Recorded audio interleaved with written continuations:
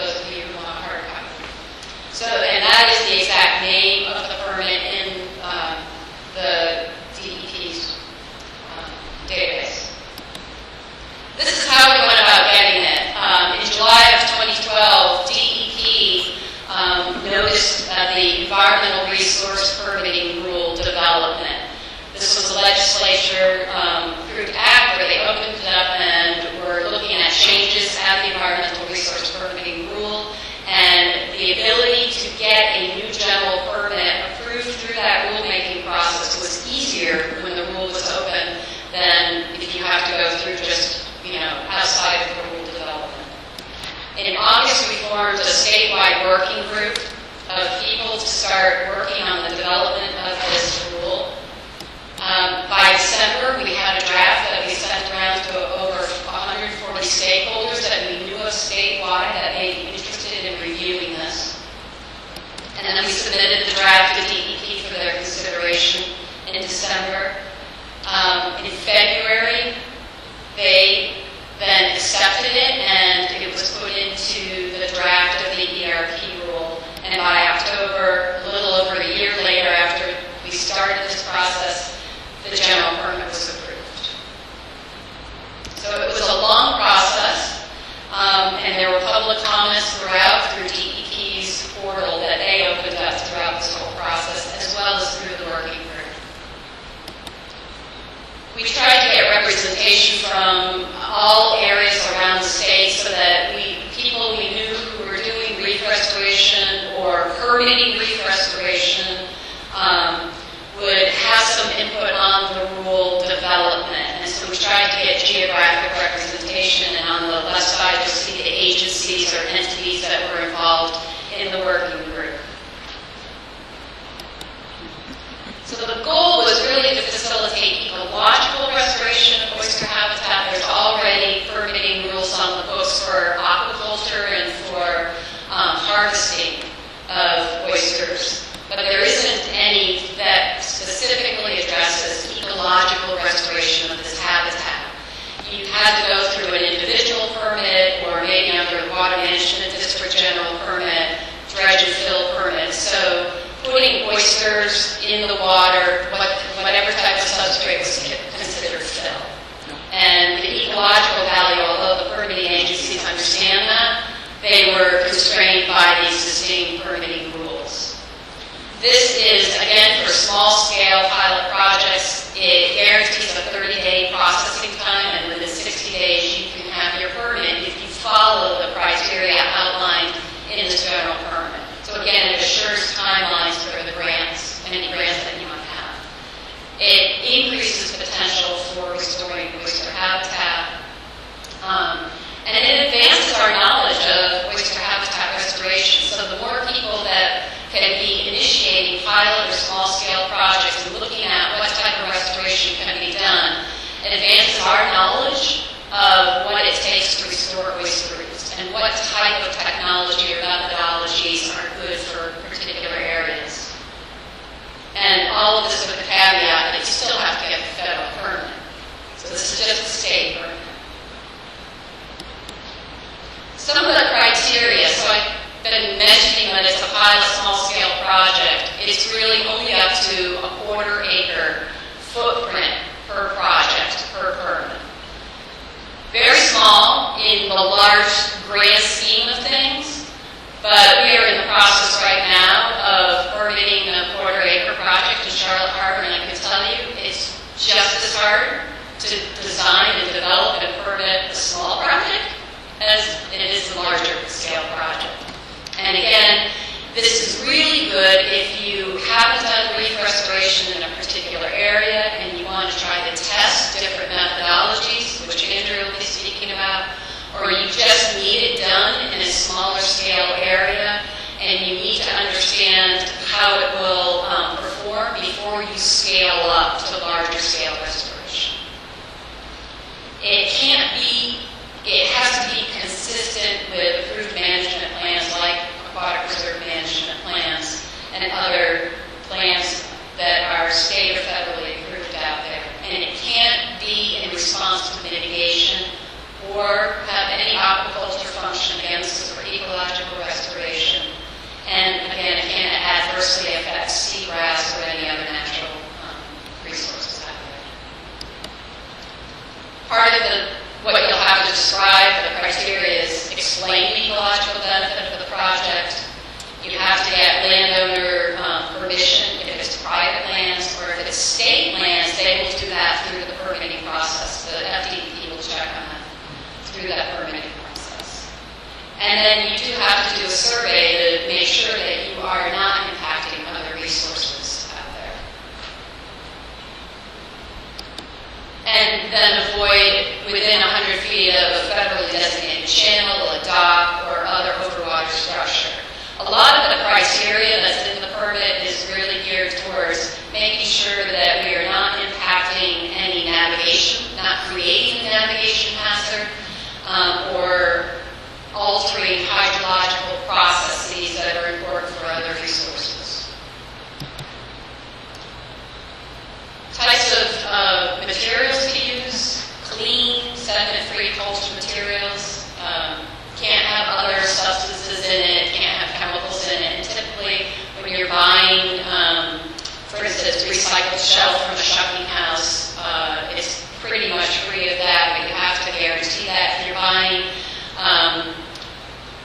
Mine shell, you can't come with a lot of just fine sediment in it.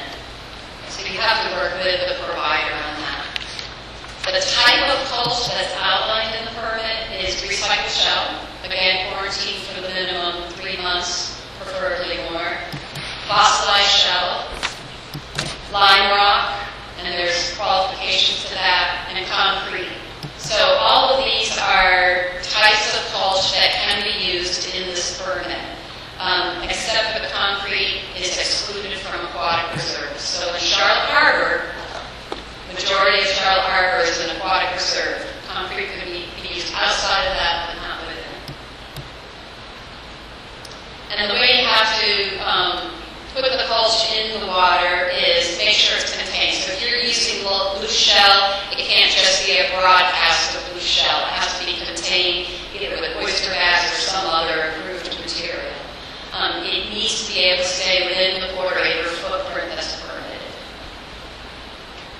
And then not placed on top of substrate, and this says greater than 5 live oysters per meter square. And the working group went back and forth on this a lot to really understand what constitutes a live oyster reef.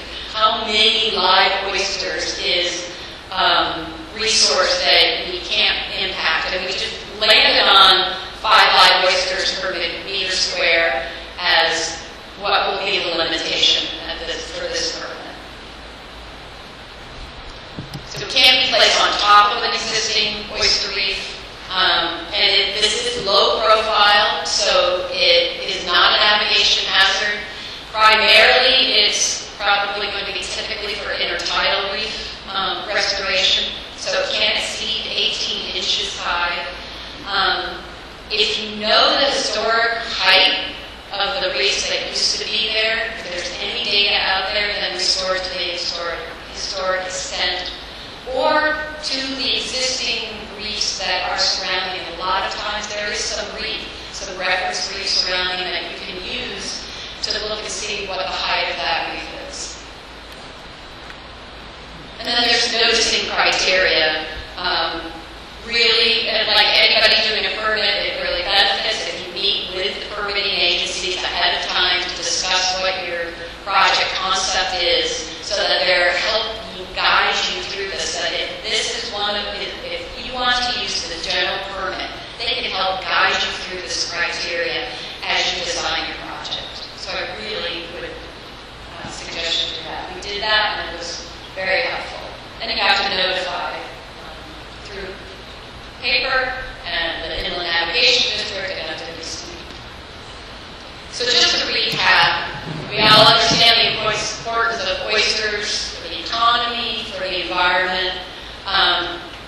This new general permit, we really encourage people to go out there and use it. It's brand new on the books. We're, again, developing a project using that criteria. But we need more people throughout the state just trying this and testing it. It's the first oyster restoration for ecological restoration in the state of Florida specific for this. So it's kind of a landmark piece of permitting regulation and never been tried before. We really would like feedback on how is it working. Can you walk through the criteria? Can you develop a successful restoration project using the criteria? Again, it's not going to be useful for every type of restoration project. And oysters are very charismatic, and we need to restore them. So, thank you very much, and I'll take any questions.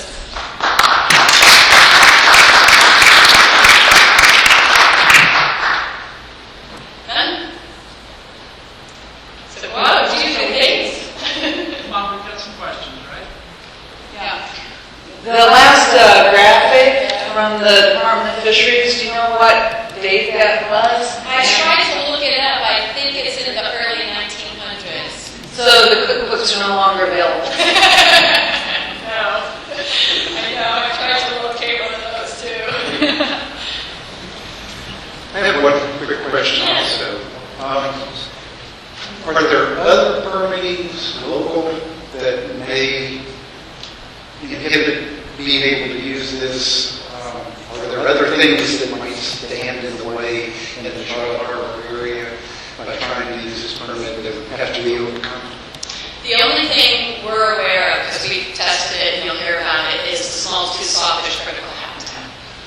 It encompasses the entirety, nearly the entirety of the Charlotte Harbor estuary. So you're going to jump through extra hoops to do reef restoration in the estuary. That critical habitat was designated in '09, and since that time, I think there's been either little or no permits for restoration issued because of that habitat. So we've just, I won't steal her thunder. So yeah, that is the limiting factor we know of going through this permit process. So there are no, say, city or county or... No. If anybody knows of any, we'd love to hear about it. Actually, in Yeah. Sarasota County, when we were installing the oyster reef in Sarasota County, final things in next Sarasota County is trying to probably talk to this. John, you have to talk through the mic. Microphone, please, Jack. Sarasota County does have regulations. You have to talk through the mic, please. Where's mine? Actually, I'm going to turn this over to John because I think that we encountered county regulations with respect to putting oyster shell down for our restoration project in Sarasota County waters because it did constitute fill. We actually had to sit with the county commissioner and explain to them what we were doing, and we were able to get around it, but it still is on the books in Sarasota County, so that is an additional layer of regulatory consideration. Yeah, sorry, I was getting very Charlotte Harbor centric on that answer. That's okay for today. So Jay, what was the resolution? Did the commissioner decide that it was not the intent? Was it the comprehensive plan? I believe it was. That it was thought to not be the intent of the fill restriction. Is that true? Math. Common sense. Yeah. Which was, She'll just put it. but the language is still there.